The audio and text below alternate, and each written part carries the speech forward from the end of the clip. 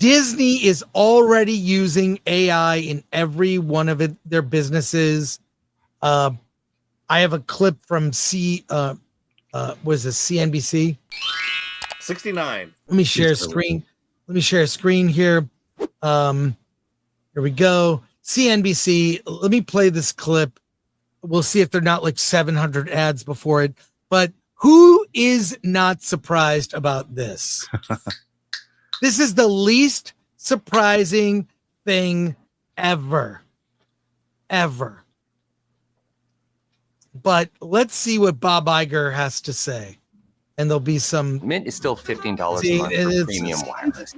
So let's not use clips from websites.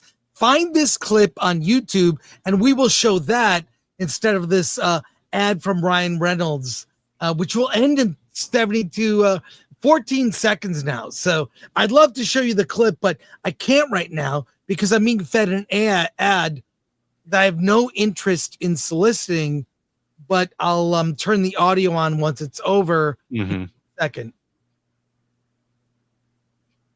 But AI, when I hear that, obviously you're dealing with and navigating that as well. I think there were some reports you were at the White House recently because you're obviously trying to protect your own IP while you obviously move into this future. Was there a meeting at the White House about this? And if so, what were you discussing? We did have a meeting at the White House with the president's AI team, and we were largely talking about issues related to intellectual property protection.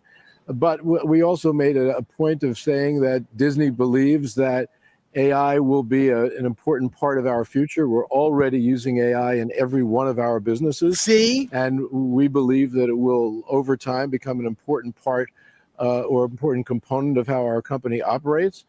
But it's also critical that as we migrate into a new world when it comes to technology, that we continue to respect the creative community, and also that we continue to be mindful of the impact it could have on our intellectual property, which is essentially the core of our company and what we do and who we are.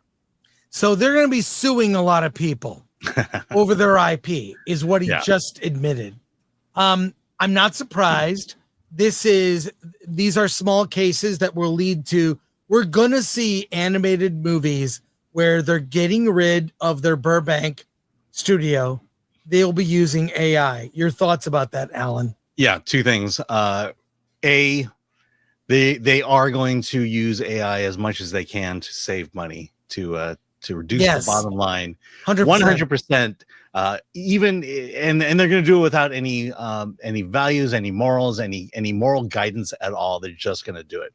Second thing they're going to do is they're going to sue the hell out of anybody who uses AI with their intellectual property. So it's kind of this really fun teeter-totter we're going to see Disney do. We're going to see people get fired, and we're going to see creators get sued. I can't wait. I can't wait to see how this all happens. If there's any company that will milk money and find a way, milk money out of their IP, and also find a way to you cut weight in terms of staff at their company, it's going to be Disney. It's going to be Disney. They will be the first one, and people will be loud and they'll protest. Then they'll see the movie and it's going to happen. I mean, Disney, when it comes to almost any financial decision, is cold. Mm-hmm. Yeah, they're driven by one axiom only, and that's cut costs, spend less, don't use people if you don't have to. Oh, get ready, ready. And these live action movies, get ready. Yeah, you're gonna see. We as an audience, we're an unnecessary evil. If they could replace us with AI, they will do it. Yeah. Let's see. Why does Disney become more and more evil the more we talk about it? It's in their nature. Yeah. So, okay. I see your comments. Let's go to them. But one last thing here. Really quick. Denzel Washington doesn't watch his own movies? What? First of all, who doesn't love Denzel Washington? Apparently not Denzel Washington. What? Yeah, he's not a fan of his own stuff. But here's a clip that surfaced on X. Let's see it here real quick. And this is from GQ magazine. Let's go. Do you have any dolly shots of this guy that you admire? I don't watch movies, man. I really don't. I'm just be honest with you. I don't watch movies, man. I don't go to the movies. I don't watch movies. Is it because you make them? Probably. You know, I'm tired of movies, man. Yeah. Yeah. How many films have you made? Too many. So we got to go to IMDb. I think 50. 50? Do you have any dolly shots of this guy that you admire? I don't watch movies. It's repeating. Anyways, not surprised. First of all, love his honesty.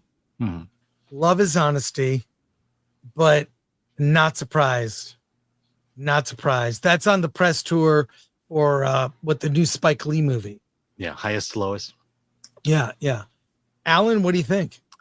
I think it's a double-edged sword. I admire Denzel Washington as a person and as an actor. At the same time, we're the people who consume his stuff. You would think, if he wants us to watch his stuff, you would think he'd want to watch his stuff too. Yeah, it's a weird thing. But at the same time, you just get that sense of I'm an actor. I'm doing my job. I did it. I'm getting paid, and I'm going home. And that's as far as the commitment he seems like a blue collar guy where he just goes to work. I've got my lunch pail. I'm going to do the job. I'll do a great job. And then I'm going home and I'm living my life. But he won't do the very thing that gets him the next job, which is see his movie and watch it. Exactly. Well, you know what? Much respect. A friend who is a member of the WGA reached out to me and said, I can't believe the WGA is doing this. They are putting on a panel about specifically dealing with politics. Here's the panel. It took place yesterday, Tuesday, August 26th. Screenwriting Democracy, creating movies and shows on politics, media, and civil rights for our times. Alan, it's a Zoom panel. I would like to look at clips from this panel.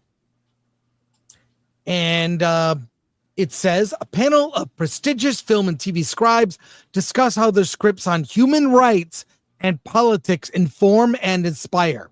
And how we can use our gifts as storytellers, from drama to comedy across all genres, to preserve our freedoms now. This panel appears to be about injecting politics into entertainment. It goes through the list of people who are appearing on the panel, including people like Lawrence O'Donnell, Dan Gilroy, Winnie Holtzman, all kinds of shows. And Lawrence O'Donnell's a political commentator. Whether writing about politicians, media moguls, power of the press or protests, the persecution of immigrants, or prejudices faced because of gender, race, or religion, whether about movements that change laws or acts of resistance that save lives. These stories exploring our common humanity are as important to tell now as they've ever been. In an era of encroaching autocracy. Really? Where is that happening? When are you saying this? When are you saying this? With our Constitution and rule of law under assault, it's all screenwriting hands on deck. I want to see this panel. If you are a member of the WGA and you saw this or have a copy of this or access to a copy, go to filmthreat.com/contact. I would like to see this. Yeah. I would like to understand. I would like to understand exactly what the WGA intends, what they're trying to say with this, because I have no problem with there being political commentary and things. I don't like to be told what to think. And we can have an open discussion that doesn't vilify maybe half the country. I'm not even saying which half, but this is a call to, I want to see this panel. I want to show it to you, our audience. What do you think, Alan? Thoughts? Yeah, I mean, I would love to get the video. If you don't feel comfortable us playing the video, we can certainly transcribe it. Yes. And get things like that. We could do an article on filmthreat.com. Yeah. And then we could, so if you're uncomfortable with us playing the video, because it might, we can transcribe it and then just get the juicy bits out there. So, but yeah, you know, the way it's written, clearly, this feels very balanced. Feels like, yeah, there are two sides to the debate, and how to inject a healthy debate. That's what it really appears. I'm excited. I can't wait for the fair and balanced WGA to get out there and just make America a better place again. Yeah. Yeah, I'm suspicious. I'm suspicious. So we'll see about that. Hey, guess what? What? There is a contemporary Wizard of Oz series in the works. Frank L. Baum's books have spawned many stories. The Wiz, Wizard of Oz, Wicked. Well, guess what? There's a new series in the works. I have the story here, and guess who's behind it? From Deadline. Contemporary Wizard of Oz series, quote, it's called Dorothy, in the works at Prime Video from Gwen Stefani, Blake Shelton, and creator Gina Matthews. So what do you think Dorothy will be about?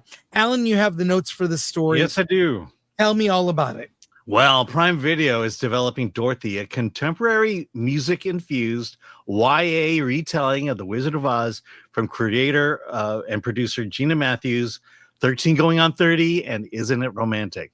The series will reimagine L. Frank Baum's iconic story for modern audiences using the Yellow Brick Road as a metaphor for the challenges and choices facing today's young adults, Matthews said. The story reminds us of the qualities we need to get through hard times. And Dorothy is a symbol of strength who shows us that with a little kindness and a lot of grit, we can not only achieve great things, but also lift up those around us. The project boasts a star-studded executive producer lineup, including Gwen Stefani and Blake Shelton. Stefani praised the concept as a creative and modern take on a classic, and adding that being part of something like that that blends music, emotion, and the character Dorothy is inspiring to me. Shelton echoed the enthusiasm, saying, I knew right away it was something Gwen would connect with. Her creativity and perspective are a natural fit for this project. Moran emphasized the team's strength, calling it a more exciting partnership as we reinvent this cherished IP, while Charbot predicted Dorothy would enchant a whole new generation of viewers. How is Gwen Stefani? Does she play Dorothy? No, I think she's a producer. She's a producer. Okay. Yeah. They have money. They have money, the two of them. All right. First of all, I hate the name. You know when they do like every name and it's like everything, there's shorten everything. It's Oz. It's this. It's, yeah. You know. I have a great name for the series. What? The Rings of Oz. I think it's a terrible name, but I look, I'm not a huge fan of reimaginings of anything. I think we've milked things to death. Don't care about this at all. And I don't know. Based on how Rings of Power has gone, I can't see this doing, especially it's going to be modern and feminist. We already know that. What do you think, Alan? Well, I mean, technically, isn't just the fact that Dorothy is the star, and I mean, hasn't it been that way from the movie where she's kind of the the lead protagonist, kind of girl bossy thing? But at the same time, look, it's not like this hasn't happened before, and all to disastrous results. Look, I don't. Is Gwen Stefani and Blake Shelton, are they I don't know. I think we have a reason to be pessimistic. I can't point to anything specific about this trio that tells me it's going to go full woke. Who knows? It may be just exactly what they're offering it to be, but we have reason to be skeptical, and I think we have the right to be skeptical going into this. Yeah, I think Wicked, which started as a novel, was evolved. The novel was the source for the Broadway play, which is one of the great Broadway musicals of all time, which then evolved into the movie. And I think the first part of that movie is generally well liked. Yeah. It was nails vetted. The musical. It was vetted. I don't know what the source material is other than the books and the movie. And Dorothy's not really a character in Wicked. Not yet. Not yet, but about to be. Yeah. So we'll see how that goes.